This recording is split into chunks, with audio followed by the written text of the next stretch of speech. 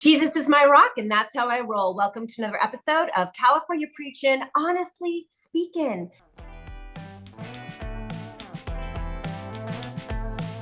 Today, I have Jena Dunay, and I am so excited because she is so out of my wheelhouse, but I am very excited to have an interview with her, and I'm really looking forward to you guys just having your mind blown about what this woman does with her life and her talents and her gifts that God has given her. So please welcome Jena Dunay. Hi there. Thank you for having me. It's super fun to be here. And love your intro. Can I just say I love your intro? Oh, thank you. I've worked on it many years. So Jena is the CEO of a company called Recruit the Employer, which is such a great title for her company, which you'll understand why as soon as we get deeper into this interview. But have you ever been laid off from a job, you guys? It's the worst feeling. Like, I've been rejected from a record company, and literally I was like curled up in a ball for weeks, and it's a horrible feeling because you just feel so dejected and you fall into like this worthless sort of depression, and you lose your identity. I mean, there's so many layers to it, you guys. So that's why I'm doing this interview today with Jena, because she is bridging people from losing their job to gaining their confidence back and being able to go out there into the workforce again, but this time possibly with even stronger passions and more clarity and a lot more confidence. So let's get into this interview. Jena, welcome. Thank you for having me. I'm super excited to be here. Okay, so let's start with fire thy neighbor as thyself. Can you explain that a little bit to me? Yes. So actually, I can't even take credit for that phrase. That was another podcast that I was on that he said, so basically what you're doing is helping people fire their neighbor as their self. And I was like, I'm going to steal that tagline. So essentially what it is if you live in the world today, especially in the US, you know that layoffs are unfortunately a reality for a lot of people. People are getting laid off from their jobs. Companies are going through economic downturns, or they're just trying to be more productive, whatever the word is that they're trying to use. And so my thought process around it was, why are we just letting people go? Why aren't we going to fire our neighbor as ourselves, right? So how do we actually treat people well as we are letting them go? And what tends to be a really serious and jarring and life-altering experience to be let go from a job in a very sudden experience. And so how do we do that in a way that's really compassionate and helpful to those individuals that are getting let go? That's really what my company helps to solve for. Okay, so obviously you must have gone through something similar to have made you become so passionate about this, right? So I'm assuming Yes. you must have been laid off and that you like basically wanted to jump off a cliff and that your life was coming to an end and you didn't know why you were even born and you were ready to sort of like just give up. So can you walk me through that a little bit? Like what happened? Yeah. So I myself actually went through a layoff. And can I just tell you, I was actually planning on leaving the company, and I still was absolutely devastated that I got let go. Boyfriend, or even if you're the one to break up and they're like, okay, fine. You're like, what? You're supposed to care. Very similar. That's exactly what it felt like. I was like, wait, I was going to leave, literally planning to leave in two weeks after that. Right. I was planning to leave, and then I got let go from my job, and I was embarrassed. I had a lot of shame. I was thankful that I had the tools in my toolkit to go find the next opportunity if I needed to. I had done career coaching in the past. I had pivoted jobs a couple of times, so I knew what to do. But if I was somebody who didn't know what to do, I was like, what do people do if they like lose their job and they need to make money? Like, what do people do? And so it was out of that I actually started to have this idea of like, how do we actually help people get laid off well? And how do we let employers do that better? Because quite frankly, they don't do a very good job of it most often.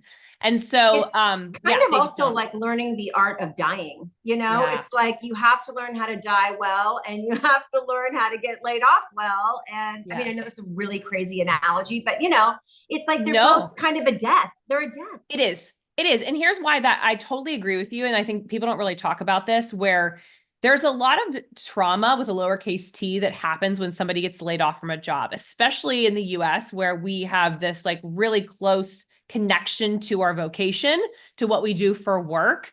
Mm-hmm. We feel this as a part of our identity, right? And so when we are told that, hey, we're letting you go, you're like, what's wrong with me? What did I do wrong? Am I going to be any good? Will anyone ever hire me again? Like, it's this whole identity crisis that happens For a lot Mhm. of people that go through, not to mention the whole financial implication of it, it's the identity crisis, and you're literally dying to this person that you were because it's been ripped out from underneath you. And so I actually totally agree with that statement. And they say that it's, when I was mentioning about the trauma piece, that it's one of the most traumatic events somebody can go through is actually losing a job, up there with divorce and death of a loved one, which is kind of nuts if you think about it. But because I think we have this identity piece really wrapped up into it, it makes it so much harder for us when we do get let go from an organization.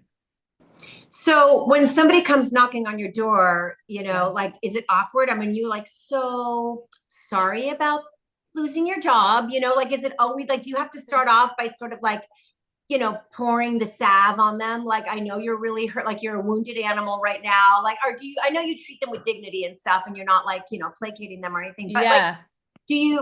how do you, it must be a little awkward. Like, how did you work that part out? Yeah. Well, I tell them I know what it's like because I've been there. Right. So it's Yeah. really about like, how you doing? Like, that's the first question I ask, or our team members will ask, is like, how are you really? And just Yeah. asking that question, I think, allows people to open up and be like, actually, this really sucks. Or actually, this is the best thing that ever happened to me. I'm so excited. I get to like, they gave me severance and now I get to like chill for 6 months or find a job for 6 months. I didn't even like working there. Right there. So there's a lot of different emotions that people might have, but it's asking the question of, hey, how are you doing? And then letting them answer that You know, honestly. I love that because whenever I ask somebody, how are you? You usually get the rote, I'm fine. But Yeah, sure. if you just slightly change the question to like, Yeah, tell me how you are, really. Yeah, suddenly they answer it differently because yeah. they're forced to think about it and they realize you're not just asking them the obligatory, how are you? You know what I mean? Yes.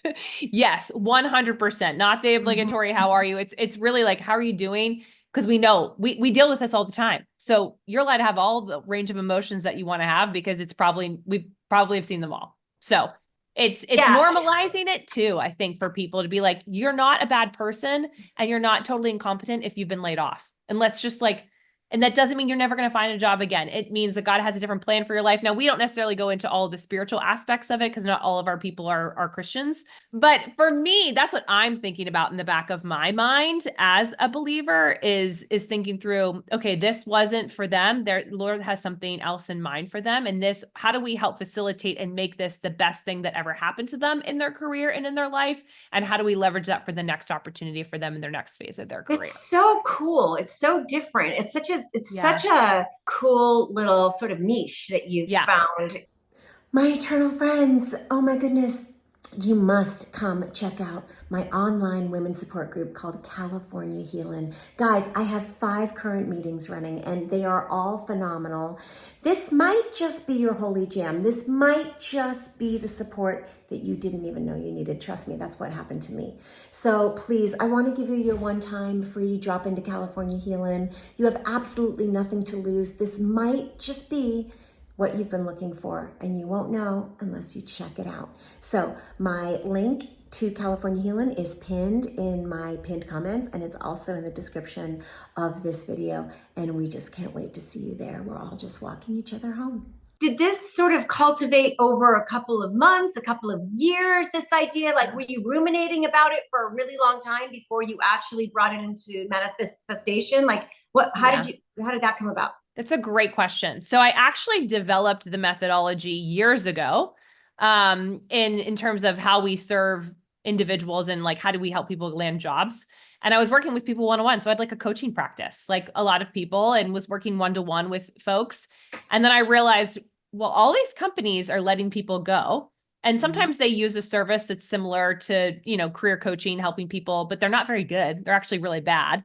And so what if we were able to actually tap into that market? Let's do that. And so that took years to figure out and then ultimately to launch it. And that was also timing of where I was in my life and in my own career and what God had for me in different seasons. And it's the latest iteration, but it's the one that's kind of here to stay because there's a lot of opportunity to help people.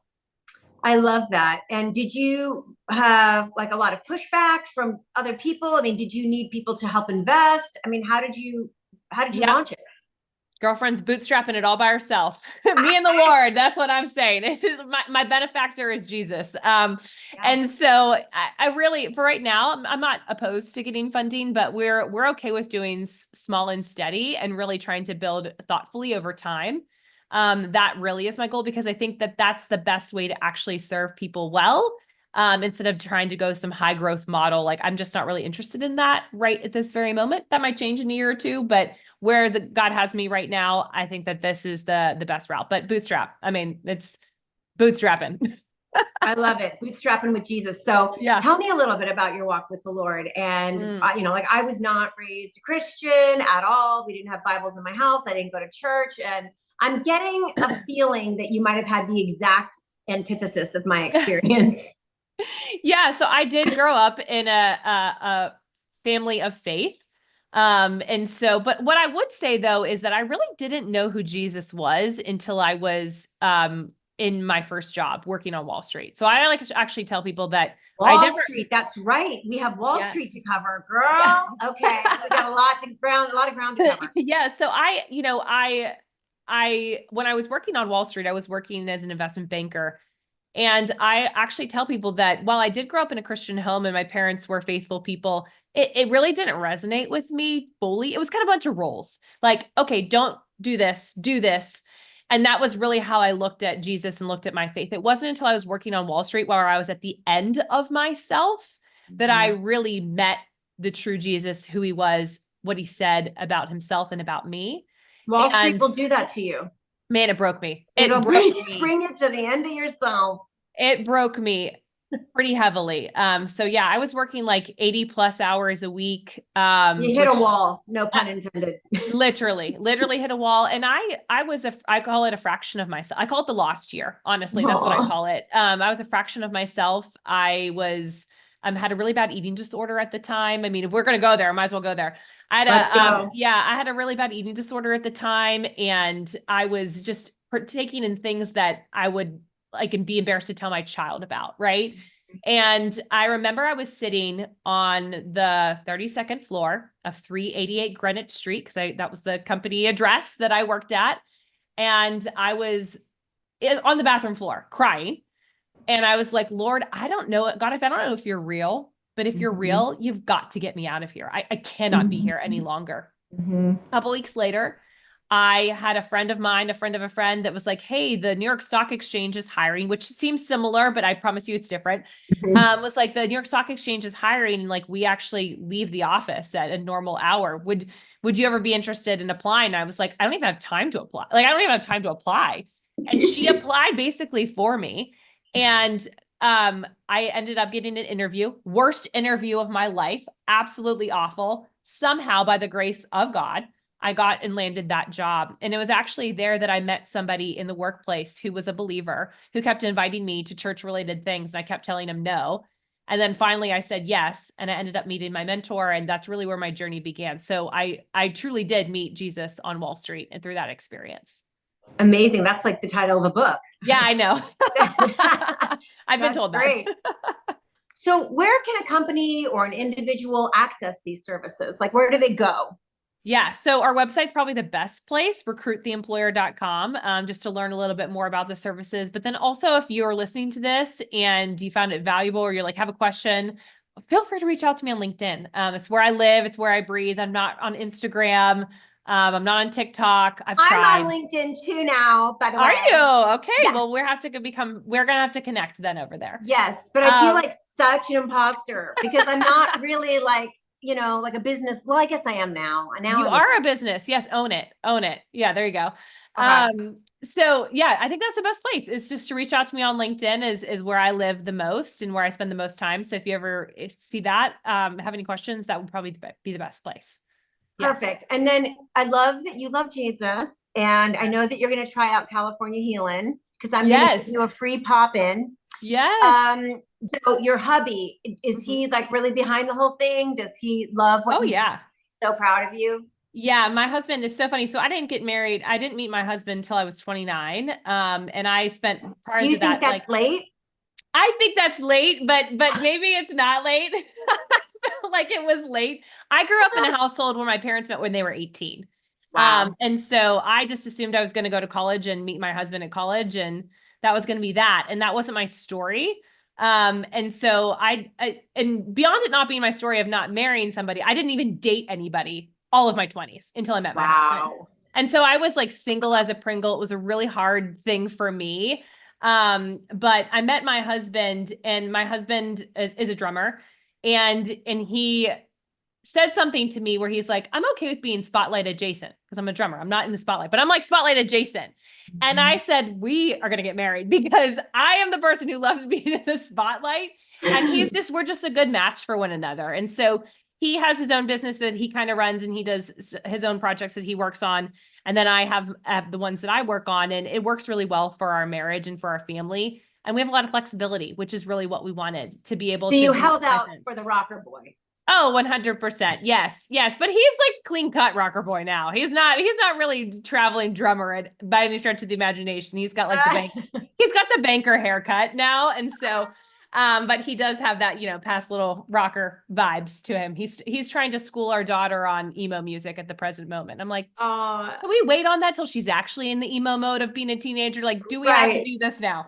Tell me, how do companies mess up the whole process of having to let an employer go? Because it's something that a lot of companies just don't have the educational tools to know how to do it with grace, right? I mean, is that what it comes down to? Yeah, I think it comes down to that they don't want to have to worry about it until they have to worry about it, kind of thing. And so there's not really a plan in place. And when there's no plan in place, things get a little messy. And so I've seen companies where they've put people on a Zoom, like all the people that they're letting go, and just let them go on a Zoom. I mean, it's bad.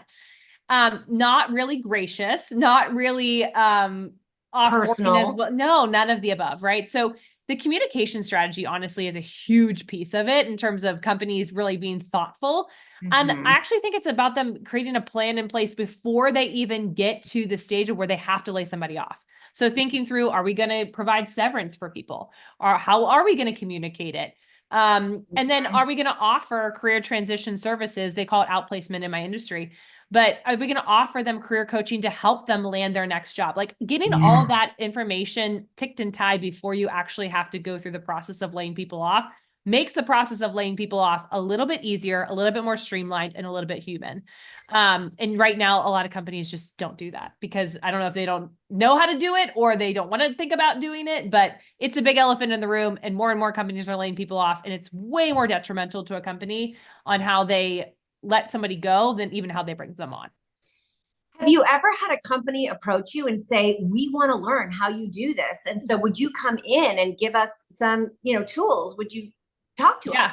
Yeah, we are happy to do that. And honestly, it's also the rebuild after the fact. So the other thing that people don't talk about in the layoffs is more so around how do you rebuild trust with the people that are left behind? There's like this like survivors complex that happens with people who are, if you've ever been laid off from a company and you were of the remaining few that didn't get laid off, there is this feeling of, well, are they going to do another layoff? Are they going to lay off me? Right. So there has to be this rebuilding and trust. There's like a paranoia. Yes, 100%. So you have to rebuild trust within the organization. And so we do help with that. We provide some workshops for companies on rebuilding trust within the company that's just going to take time, but there are some strategic things that you can do to make it a little bit easier. So yeah, we do that. I just think that what you're doing is so phenomenal, and I am so proud of you. Like, I don't know you that well, but I want you to know I'm proud of you. And I think that you're doing a tremendous job, and you're just such a gift to the world, because this is what people really need at their lowest point. And you know what? The truth is that it must be so gratifying for you, so fulfilling, because when you see like they have a broken wing and then you're able to sort of get them to fly again, it's just so beautiful. And you must see that all the time. Yeah, so it is really cool to see people reinvigorate or just spend time to think about what they dream again in their career. Like I said, we spend so much time in our careers. And so it's, I think, a huge piece, and it impacts people's families too, right? If somebody's able to land a job, that has a ripple effect on their livelihood, right? And on their families and what that means for their families. And I take that responsibility very seriously as somebody who has a family herself, and has to, has a lot of things going on. And these people have a lot of things going on, and losing a job is probably the last thing they want to have to deal with right now. And so we just try to make it a little bit easier. I love that so much. And God bless Recruit the Employer. Like, I just pray blessings over your company. And I want to thank you for helping so many people when they're at their most vulnerable. And I think you're doing a tremendous job. God bless you. Thank you so much for being here today, Jena. Thank you. It's so great to meet you and so great to spend time together. And I just loved our conversation. Okay. So Jena, we have a way of always ending my chats with people on California Preaching Honestly Speaking. And so if you'll just join along with me in saying, peace of Christ. Here we go. Peace 1, 2, 3. Peace of Christ. Bye. Bye.